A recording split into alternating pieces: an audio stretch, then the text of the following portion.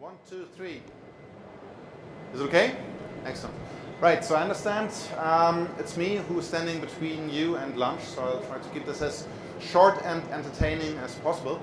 My name is Slama. I work for Bosch, and one of my roles is I'm representing the Bosch Group in the steering committee of the Industrial Internet Consortium, and I'm also one of the initiators of the collaboration between Industrie 4.0 and ISC. So what I would like to do today is to give you some insights on why we're doing this, what we're doing, and what we're seeing as results coming out of this. So if you look at this whole equation, industrial internet, Internet of Things, I4O, and so on, I think it's very important to differentiate between two perspectives. One perspective is how are we actually producing products? And the other perspective is what kind of products are we producing and how are these products different from what we've been doing in the past? So as I said early on, I work for Bosch. Bosch is producing a lot of different products. We did about 70 billion euros in revenue last year. We have, of course, our very large world-leading automotive components business. We're active also in industrial components, drive and controls, packaging, and so on.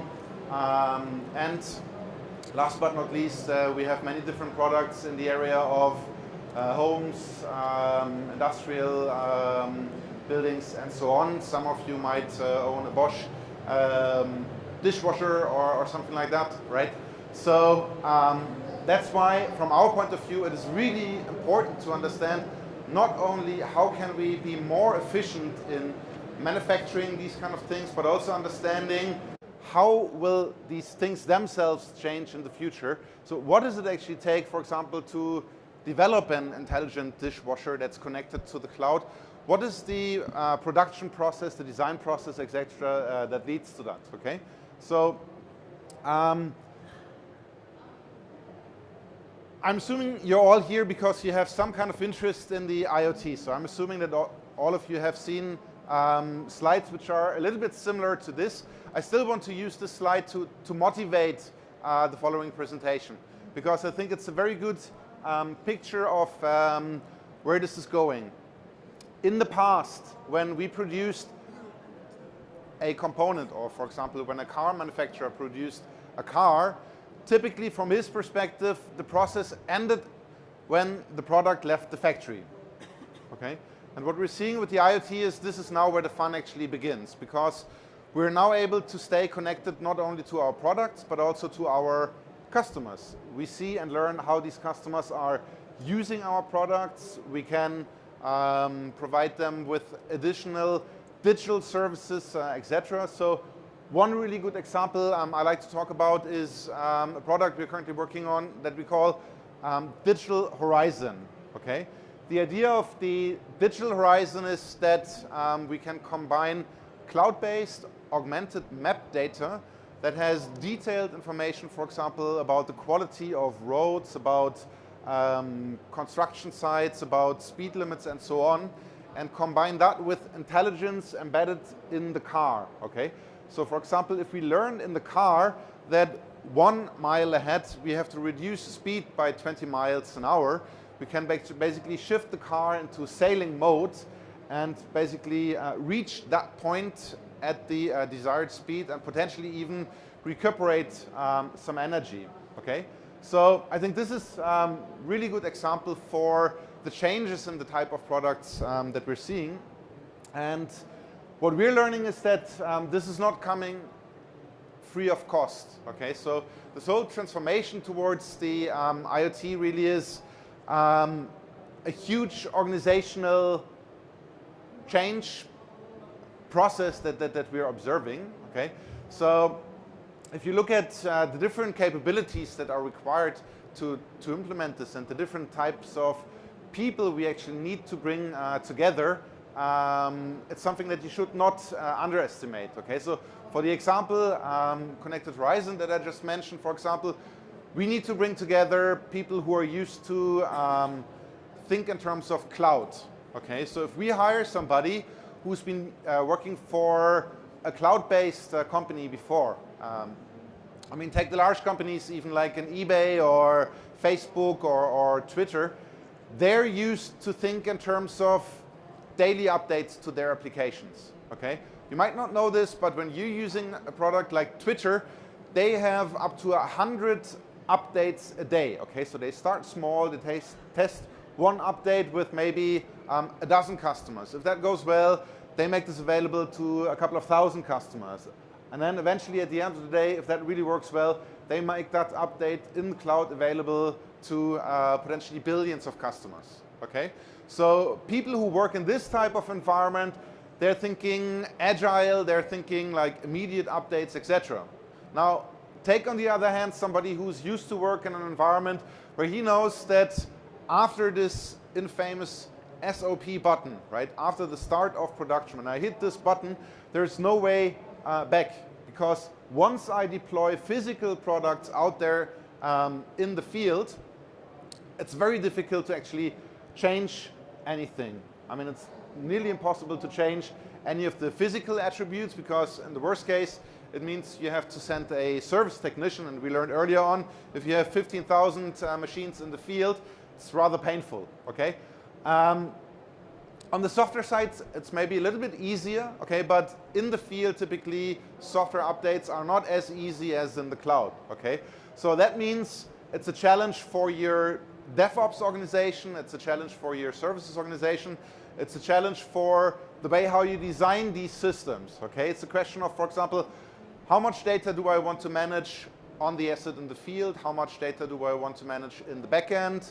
How much business logic do I want to deploy in the field? How much business logic do I want to deploy in the backend? There are many different trade-offs related to the network between the two, bandwidth, latency, and so on.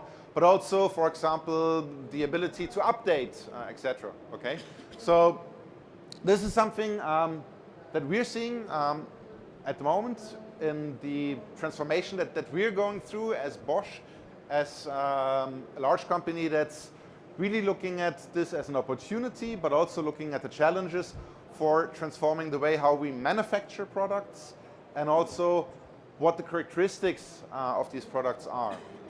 So in this context, we've been working very closely with the platform Industrie 4.0, which is a German-initiated but increasingly international organization that's focusing on best practices for next-generation digital manufacturing.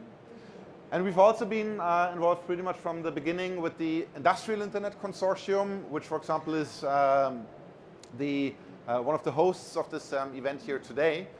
And when I look back at how we were working with these two organizations, we were looking at both of them as, from our point of view, equally important, because we understood it's important for us to be better at the way how we manufacture, but also look at what we are manufacturing. So that's why we basically said, okay, we want to support an initiative to bring these organizations more closely together, because a year and a half ago, I think there was a lot of confusion in the market. People were not aware if and how these two organizations should work together. And so about a year ago, some companies involving Bosch brought together a very small group of people. We made this, we really focused on bringing technical people together from both areas, okay, to see really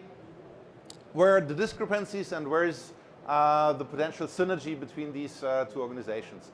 So we've been working very intensely now, using the results of this initial meeting as the nucleus for building the collaboration. And we had a number of different meetings. The last one, I think 4 weeks ago in Walldorf, where we had a big meeting with about 400 members of IIC and Industrie 4.0 coming together, working together, exchanging information, exchanging best practices on basically how to make this work. And what I would like to talk a little bit about is the different areas that we're currently seeing as key areas for this collaboration. So the first area is test beds. How do we validate the concepts that we're developing? How do we validate the technologies and architectures in the field to make sure that they work, that they scale, and so on? Second point is reference architectures. How can we make sure really that we combine a sound foundation with the third point on here, best practices? And then of course we have interoperability and standards, because all of this is not going to work if you take siloed applications that only interact within their silo. For IoT to work, all of this needs to work together. We saw this early on. After the Trumpf presentation, we immediately got the question, well, how does this play together, for example, with a Siemens CNC machine, etc. And all of this obviously has to be seen exponentially if you then also go beyond the manufacturing perspective down to the product side of things. Okay? And then, of course, last but not least, what we want to see is projects and deployments. So let's start by looking at test beds. Test beds really is something that I think was pioneered by the IIC.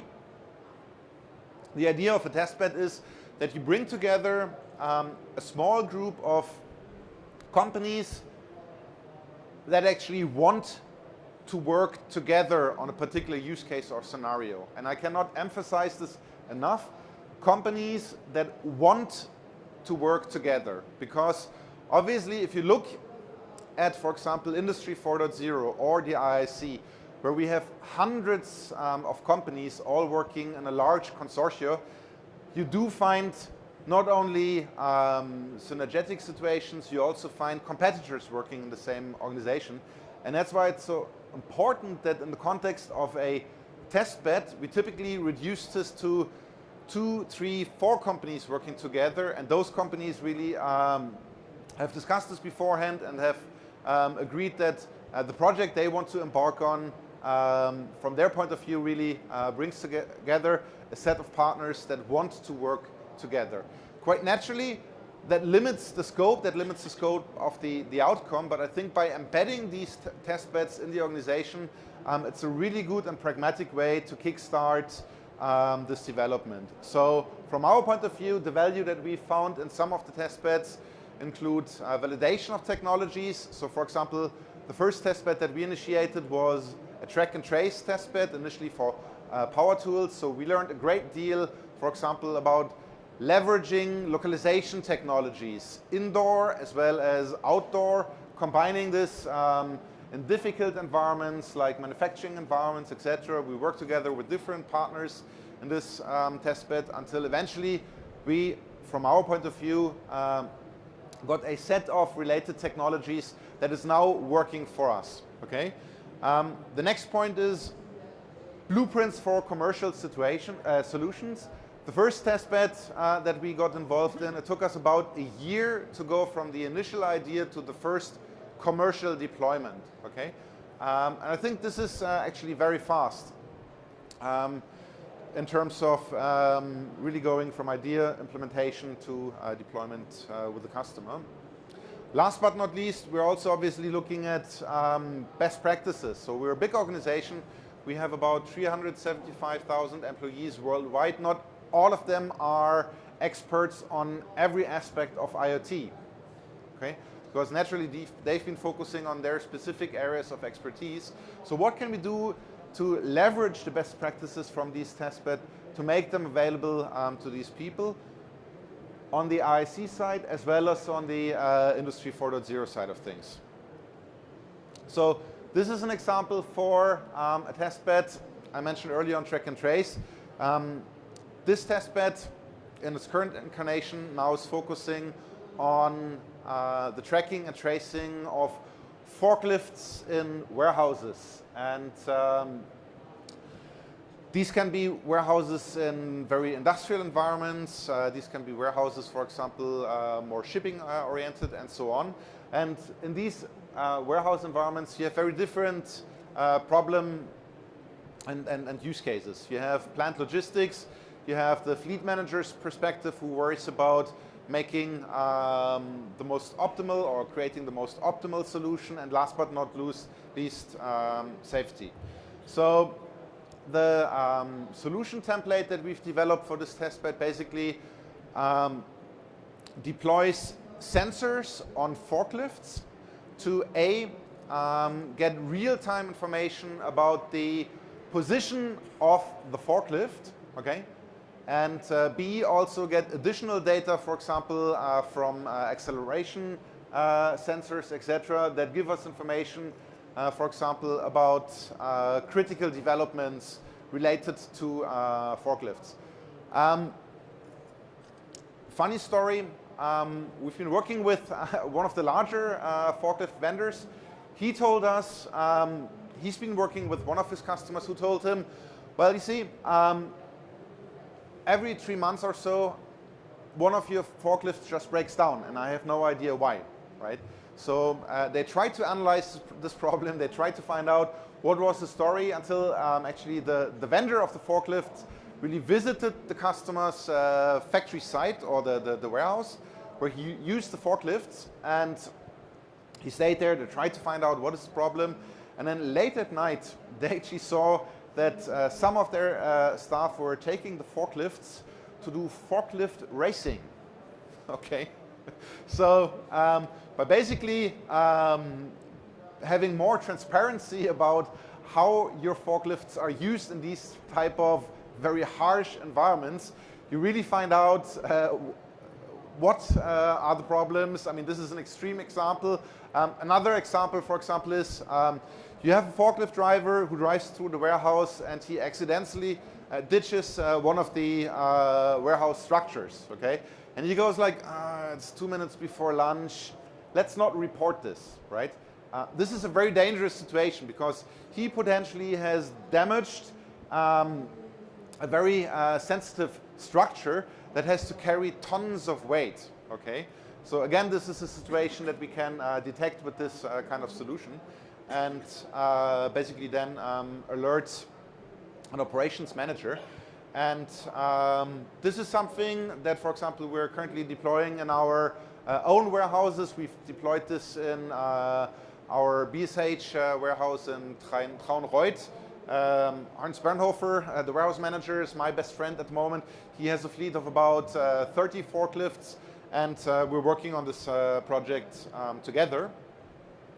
Naturally, what's also important for us is to see what can we do in terms of generalizing what we do. How can we leverage reference architectures for what we're doing?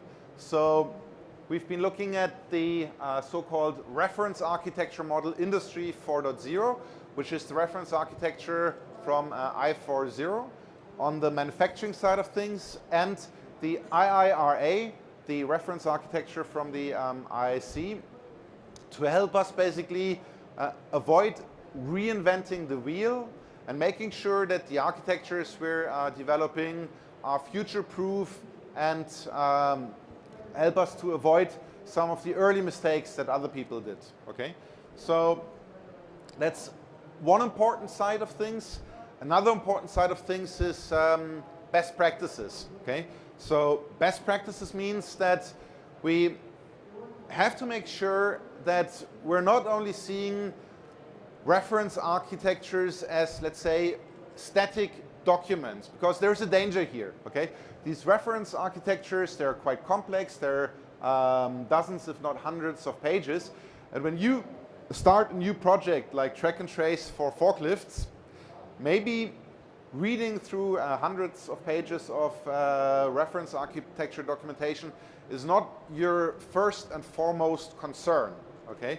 You have to identify customers, customer requirements. You have to work on the manufacturing side. You have to find your right cloud solution and so on. So there's many things going on, okay? So how can you empower maybe one or two experts in your team to leverage these architectures and leverage the best practices which are embedded in them, while not distracting you too much from actually solving your problem and getting to the solution. So this is something that we have started addressing. We have developed a best practices framework, and this best practices framework is really looking at this from two perspectives. Like I said in the introduction, it's looking at this from the perspective of the product that we're producing, but also from the production process. Okay, so take this example of forklifts that I mentioned earlier on. In a lot of cases, when you start these projects, you're immediately thinking retrofit. Okay, so I want to build a forklift track and trace solution, and the natural reflex nearly is that you say, okay, yeah, so I need to deploy sensors and telematics unit on forklifts, and naturally that's going to be a retrofit. But from our point of view, we think this is not thinking far enough, because ideally you want this solution to be built in to the next generation of forklifts that you are selling, so that you can actually sell forklifts with value-added services, might leverage this as an opportunity to change your business model, for example, towards a forklift as a service type of business model, and so on. And that basically means that you really need to look at not only the way how you plan, build, and operate the track and trace solution, but you also have to look at the way how you actually set up the design and manufacturing of your forklifts. Okay, so we've been looking at both areas here. On the plan, build, run side of things, we've been looking at the IC reference architecture. So we're leveraging IC reference architecture to understand how are we planning a solution, how we identify, for example, the right kinds of sensors, how do we identify the right kind of localization technology, how do we ensure an efficient communication link from the forklift to the backend, how do we deploy edge logic, how do we link this up to the logic in the cloud, what type of logic do we build in the cloud, and so on. Okay, so here we have developed best practices for this perspective that we call plan, build, run for the IoT solution. Okay, then on the other side, we also need that the production process for the forklifts. So how can we actually make sure that, for example, the forklift is designed in the future to support this kind of track and trace solution, which basically means, for example, we have to identify the right place where to attach the sensor. It means that we, for example, have to create joints. So we've learned earlier on a great deal about using laser technology for cutting, for example. Okay, so how can we set up our manufacturing line to make sure that the forklift in the future is set up to support everything that's needed to apply this solution? How can we make sure, for example, that we find the right place to deploy the telematics solution so that it's, for example, connected to the forklift's power management system, and so on. Okay, so that means we need to look at the design side, which on the RAMI side is handled by what's called the type part of the RAMI lifecycle dimension. Okay, and then we also have to look at how do we set up or how do we change the existing manufacturing line. Okay, so for example, when do we do the testing of these new digital services of the forklift? Okay,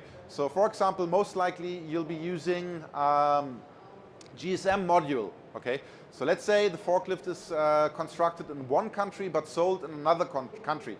How can you make sure that when you're testing the telematics unit built into the forklift in one country where it's actually not used after the manufacturing process, that the same test is valid for the country where this forklift is actually used in, that the SIM card you're using also works in that country, and so on. So there's many, many things you have to take care of. And what we've identified is, for example, when you set up this kind of project, is what's required is that you specifically look at what we've called asset preparation. Okay, so how do you prepare your assets, your forklifts, etc., in the future to support these kind of digital solutions?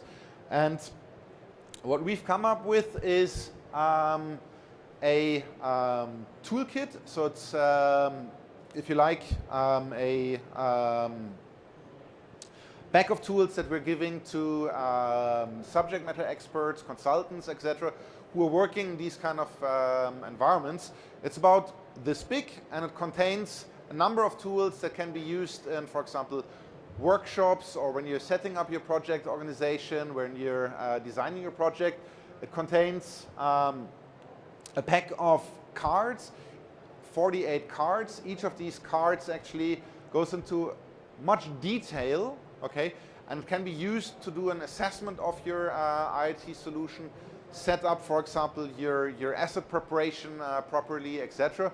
It has a lot of intellectual property built in, and it's available for people who see themselves in these kind of situations, that they want to leverage the best practices that we're taking out of these environments.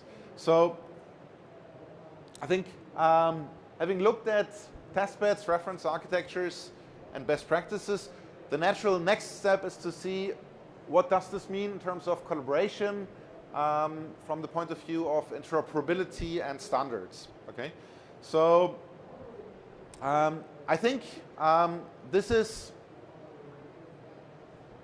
something that will get a lot of interest in the months to come, because obviously there are a lot of existing standards out there. We saw early on in the presentation, for example, OPC UA, which is an important standard.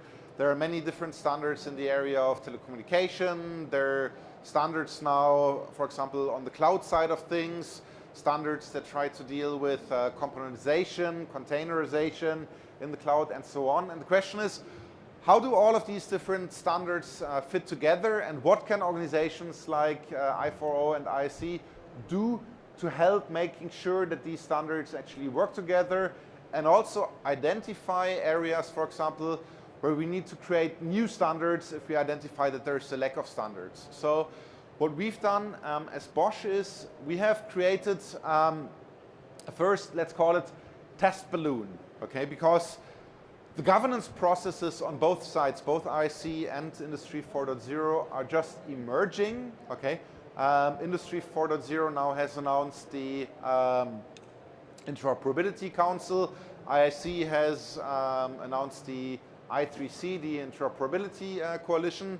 And I think these are two important organizations, but they are just starting to work. And in order to really make sure that what they propose in terms of governance guidelines, processes, and so on works for us, we have initiated a first standardization initiative coming out of a testbed. This is a testbed we're running in one of our factories, actually in Hamburg. And this is a testbed that's dealing with production performance monitoring and management, PPM. And as a result of this testbed, we've created a new protocol called PPM protocol that we have now handed over to the Eclipse Foundation. So on the standardization side, we started with the open source side of things.